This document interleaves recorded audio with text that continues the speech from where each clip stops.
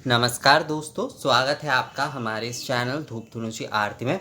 दोस्तों, स्वामी विवेकानंद ने वैधि भक्ति और पड़ा भक्ति के विषय में जो है उनके एक ग्रंथ है प्रेम योग नाम के, उसमें जो है क्या बताया है वही जो है मैं आपको आज इस वीडियो के माध्यम से बताऊंगा पढ़ के। प्रेम योग यानी कि ये जो है ये ईश्वर प्रेम के ऊपर है, यानी कि प्रेम के लिए ही प्रेम करना, ईश्वर को पाने के लिए प्रेम जो है ये उस विषय के ऊपर ही आधारित है। असल में ये जो है स्वामी विवेकानंद के भक्ति योग के ऊपर आधारित ही एक ग्रंथ है, जो कि अलग से प्रेम योग नाम से जो है हिंदी में उपलब्ध है।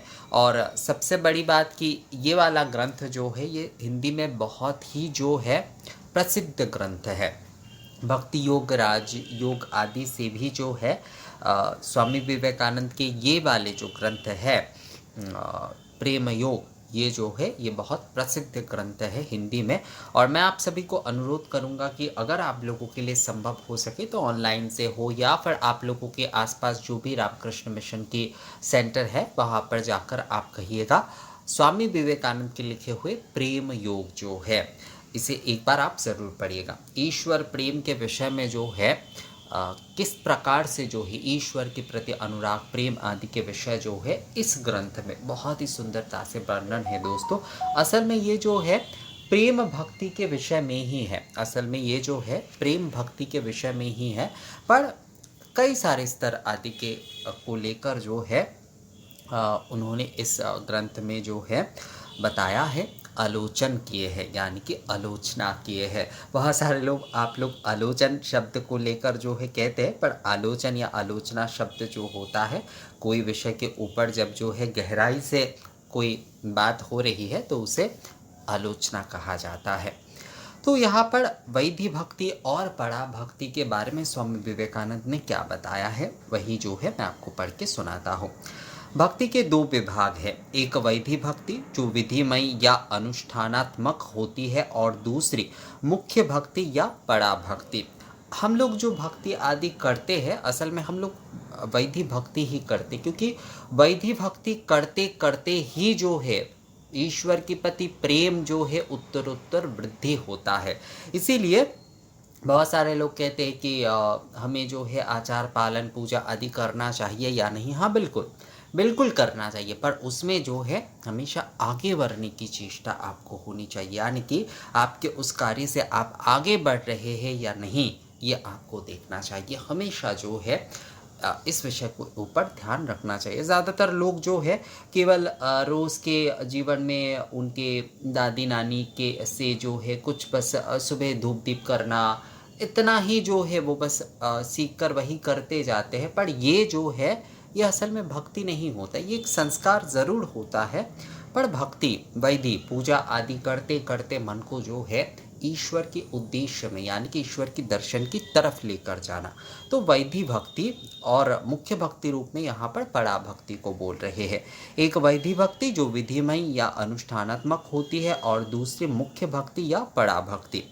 अत्यंत निम्न श्रेणी से लेकर उच्चतम श्रेणी तक की उपासना के सभी रूपों का समावेश भक्ति शब्द में होता है। दुनिया के सभी देशों और सभी धर्मों में जितनी उपासनाएं की जाती है उन सब का नियमन प्रेम द्वारा होता है।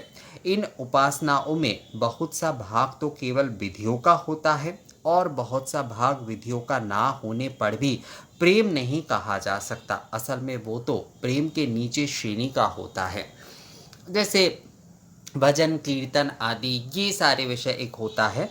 रिचुअल्स जैसे हम पूजा आदि करते हैं, आरती करते हैं, ये आदि करते हैं, ये हमारे रिचुअल्स है। और कई सारे विषय को हम सोचते हैं कि ये जो भजन कीर्तन आदि ये सब कुछ करती है ये केवल मात्र प्रेम है, पर उसे प्रेम पूर्णता नहीं कहा जा सकता है। उसे प्रेम से नीची श्रेणी का होता है, अर्थात अनुराग, प्रेम की वृद्धि हो रही है एक प्रकार से, यानी कि प्रेम के बीज शायद जो है उसे आप बोल सकते हैं, पर उसे पूर्ण प्रेम नहीं कहा जा सकता। तथापि ये विधियाँ आवश्यक होती है। देखिए स्वामी विवेकानंद ये विषय बोल रहे हैं, जैसे कि आप में से कई लोग मुझे कई बार कहते हैं कि दादा ये विधि आदि सच में ज़रूरी है, क्योंकि स्वामी विवेकानंद के कुछ लोग जो है कुछ पुस्तक पढ़ के मुझे मेल करते तो कहते कि विधियाँ आदि आवश्यक है या नहीं। बिल्कुल आवश्यक है, ज़रूर आवश्यक है। तथापि ये विधियाँ आवश्यक होती है। भक्ति का ये बाहरी भाग आत्मा की उन्नति के ए मार्ग में सहायता देने के लिए नितांत आवश्यक होती है। आप ये जो रिचुअल्स, ये पूजा आदि आप करते करते करते जाएंगे, उस पूजा में भी उन्नत स्तर में आप जितना उठते जाएंगे तो उसमें जो है आप आगे की तरफ बढ़ेंगे। तो ये आवश्यक है। मनुष्य यदि सोचे कि वो कूदकर एकदम उच्चतम अवस्था पर पहुंच जाऊंगा तो ये उसकी बड़ी भूल है। सभी लोग, जैसे आजकल बहुत सारे लोग कहते हैं कि मैं अद्वैत को, मैं निराकार को मानता हूँ, मैं जो है पूजा पाठ आदि में नहीं जाना चाहता हूँ, तो वो मूर्खता वाली बातें करते हैं दोस्तों। यदि बालक सोचे कि मैं एक दिन में वृद्ध बन जाऊंगा तो ये उसका अज्ञान है। मैं आशा करता हूँ कि आप सदा इस बात का ध्यान रखेंगे कि धर्म ना तो पुस्तकों में है, ना बौद्धिक संपत्ति देने में, और ना तर्कवाद में ही। तर्क, सिद्धांत, आप्त वाक्य, शास्त्राज्ञा, धार्मिक अनुष्ठान, ये सब धर्म के सहायक होते हैं, पर असली धर्म तो साक्षात्कार या अपरोक्ष अनुभूति ही है, अर्थात ईश्वर के साक्षात्कार। ईश्वर के जो है साक्षात करना ही जो है असल में हमारे हिंदू धर्म में कहा गया है दोस्तों। वही जो है हमारा धर्म है, ईश्वर को पाना। मूल उद्देश्य हमारा ईश्वर है हमेशा। हम सब कहा करते हैं एक ईश्वर है। क्या आपने ईश्वर को देखा है? यही प्रश्न है। आप किसी मनुष्य को ये कहते सुनते हैं कि स्वर्ग में एक ईश्वर है। आप उससे पूछते हैं कि क्या तुमने ईश्वर को देखा है? यदि वो कहता है कि हाँ मैंने ईश्वर को देखा है, तो आप उसकी हंसी करते हैं और कहते हैं ये पागल है। बहुतरे मनुष्यों का धर्म किसी सिद्धांत को मानने या एक प्रकार की बौद्धिक संपत्ति देने मात्र में ही समाप्त हो जाता है। मैंने अपने जीवन में ऐसे धर्म का उपदेश कभी नहीं दिया। मैं इसे धर्म नहीं कहता हूँ। इस तरह का धर्म पालन करने की अपेक्षा नास्तिक होना अच्छा है। यहाँ पर नास्तिक होने को नहीं बोल रहे हैं, पर कह रहे हैं कि एक ही धर्म जो है, जो केवल संस्कार में केवल मात्र सीमित है, उस धर्म से अच्छा तो नास्तिकता है। हमारी बौद्धिक ये जो है ये प्रासंगिक बातें हैं। ये सारी बातें जो है ये टेक्निकल बातें हैं दोस्तों। टेक्निकल बातों को जो है कभी भी पूर्णता से मत लीजिएगा। बहुत सारे लोग, आप लोग जो है एक टेक्निकल बात को जो है प्रासंगिक उस समय जो है, मतलब उस विषय को बताने के लिए एक प्रासंगिकता के विषय बताने पढ़ते हैं, तो वहाँ पर कई लोग जो है उसी विषय को मूल मान लेते हैं, पर ये विषय मूल नहीं है। हमारी बौद्धिक संपत्ति या मतभेद पर धर्म अवलंबित नहीं रहता।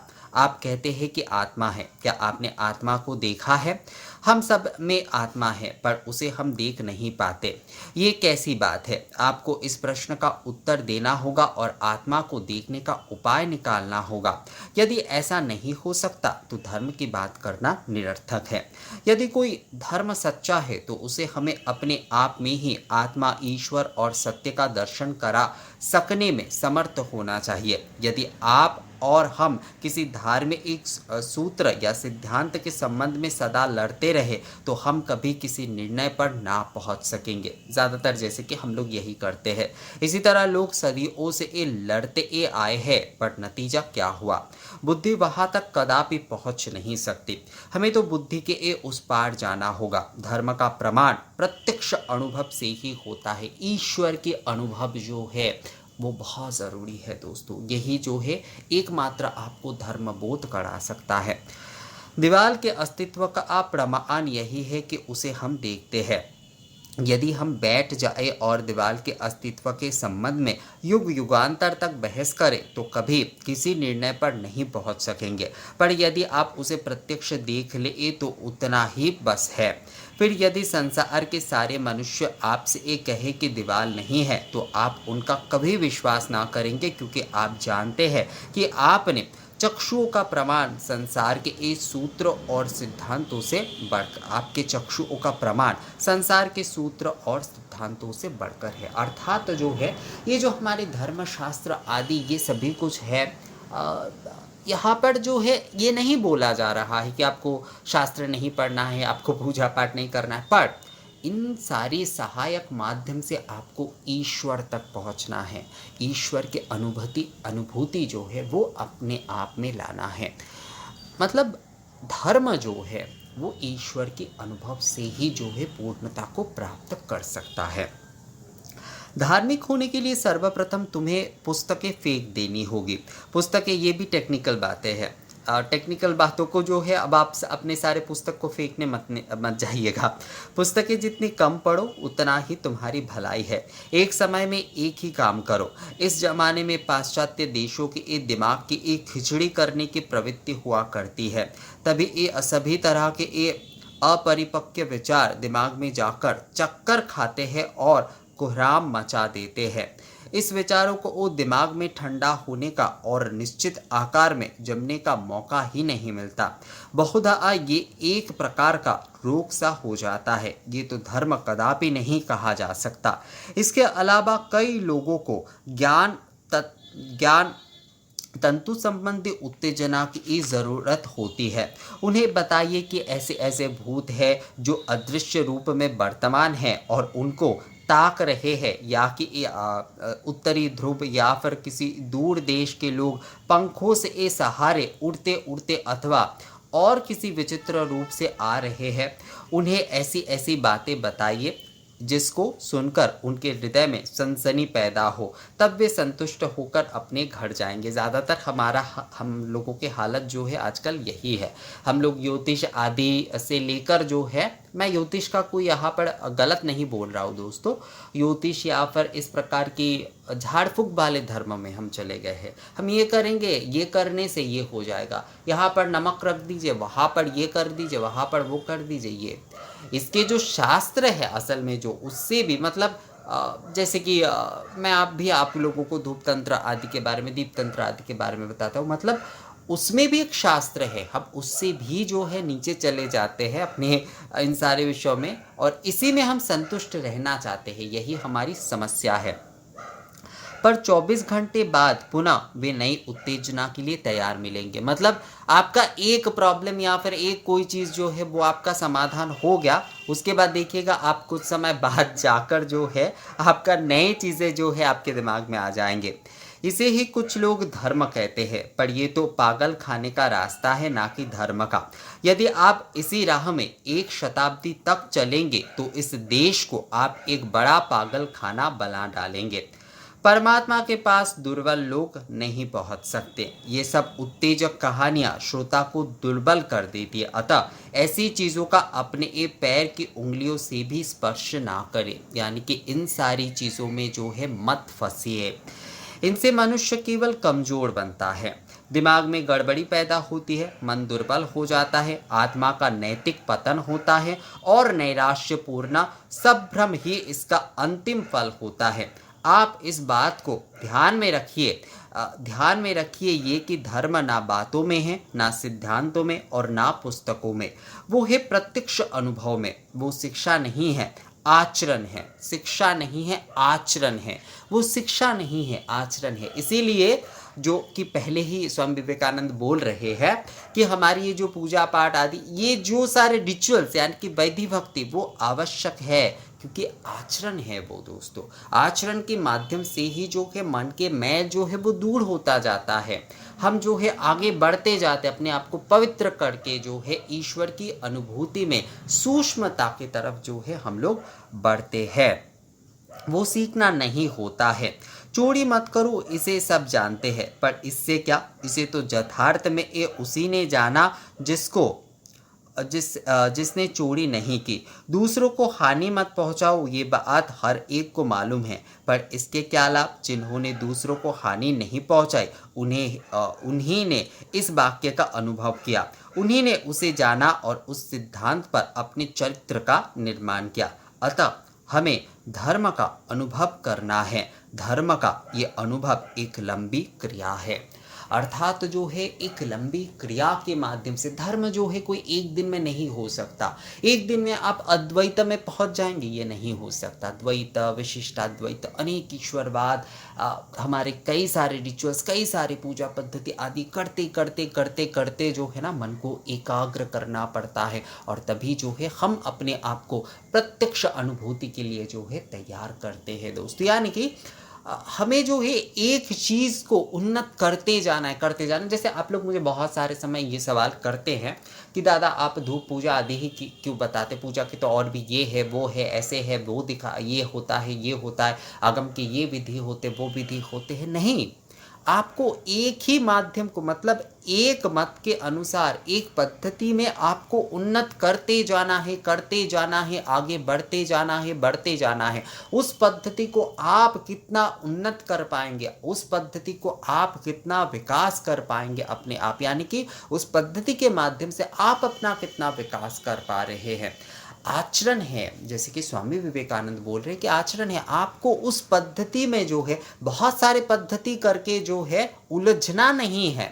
हमें जो है एक पद्धति के माध्यम से जो है हमें अपने आप को एकाग्र करना है। उस आचरण को करते करते अपने आप को इतना शुद्ध पवित्र करना है कि हमें जो है वो सूक्ष्म अनुभूति, वो प्रत्यक्ष अनुभूति जो है वो हम कर सके।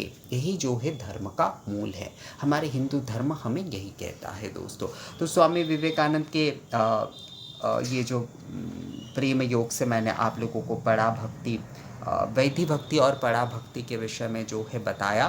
तो ये विषय जो है आप लोगों को कैसा लगा दोस्तों, मुझे ज़रूर कमेंट्स करके या मेल करके बताइएगा। मिलते हैं आपसे अगले वीडियो में, तब तक के लिए नमस्कार।